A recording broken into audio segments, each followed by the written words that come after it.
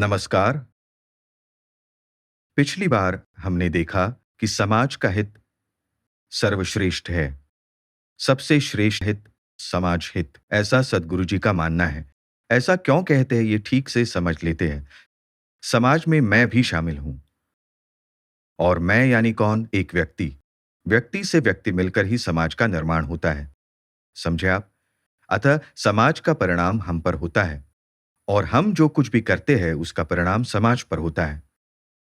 इसलिए समाज को एक सर्कल माना जाए और हम उसका सेंटर है मानकर चलते हैं कि हम सेंटर में हैं और समाज हमारे सर्कल में है। फिर समाज में कौन-कौन होते हैं? शिक्षक होते हैं, फिर पुलिस होते हैं, डॉक्टर्स है, नर्सेस होती है, ये सब लोग होते हैं, बराबर? और हमें जीने के लिए जो कुछ भी चाहिए होता है, वो सब ये लोग प्रोवाइड करते हैं। सच है कि नहीं? ये सब लोग हमें प्रोवाइड करते हैं। फॉर एग्जाम्पल पुलिस हमें सुरक्षा प्रदान करती है। हमारे जवान हमें सुरक्षा प्रदान करते हैं, नेशन की रक्षा करते हैं, इसलिए हम सुरक्षित हैं। डॉक्टर्स की ज़रूरत होती है और ये मुझे आपको बताने की ज़रूरत नहीं है, जब कोरोना का समय चल रहा था, तब भले ही हम घर में बैठे थे, लेकिन जीने के लिए हमें सभी चीज़ें ज़रूरी थी। मेडिसिन की ज़रूरत थी, हमें टीका लगवाने के लिए नर्सेस की ज़रूरत थी, डॉक्टर्स की ज़रूरत थी। सब कुछ आवश्यक था, खाने-पीने की व्यवस्था करनी पड़ती थी। इसलिए इस बात का ध्यान रहे कि हम अकेले नहीं जी सकते। सद्गुरु जी का एक महत्वपूर्ण सिद्धांत है कि आप अकेले कुछ भी नहीं कर सकते। अकेले जी नहीं सकते, सफल नहीं हो सकते या सुखी भी नहीं हो सकते। फिर से बताता हूं, सद्गुरु जी का यह सिद्धांत क्रांतिकारी सिद्धांत है। हम अकेले जी नहीं सकते, हम अकेले सफल नहीं हो सकते या फिर हम अकेले सुखी भी नहीं हो पाते। समाज के सुख में, दूसरों के सुख में हमारा सुख छिपा हुआ है। समझे आप? दूसरों के सुख में हमारा सुख छिपा हुआ है। हमारी सफलता दूसरों पर निर्भर होती है। हम अकेले सफल नहीं हो पाते। समझे आप? तात्पर्य ये है कि हम अकेले सुखी भी नहीं हो पाते। बड़े मजे की बात है ये कि हम अकेले सुखी भी नहीं हो पाते। देखिए आप एक परिवार को ही ले लीजिए।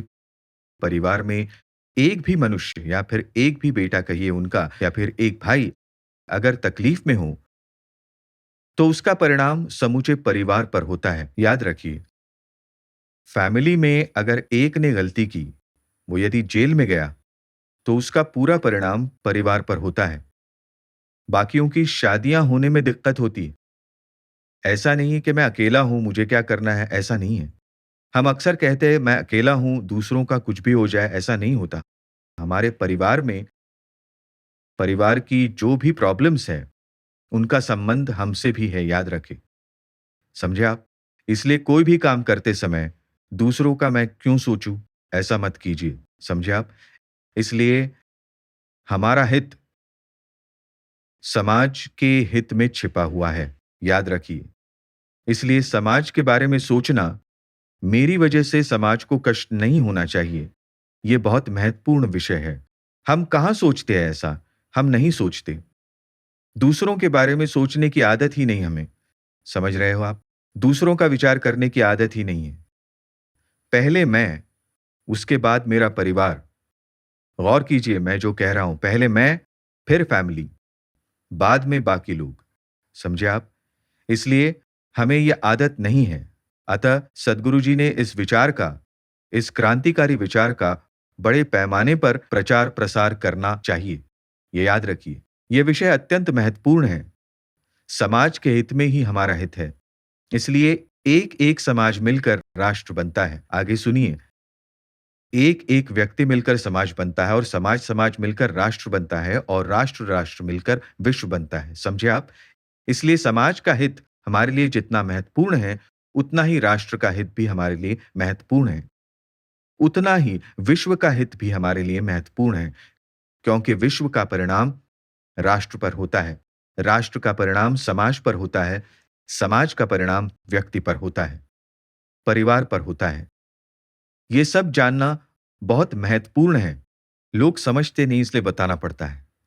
इसलिए मार्गदर्शक की आवश्यकता होती है, अतः जीवन विद्या सीखनी चाहिए।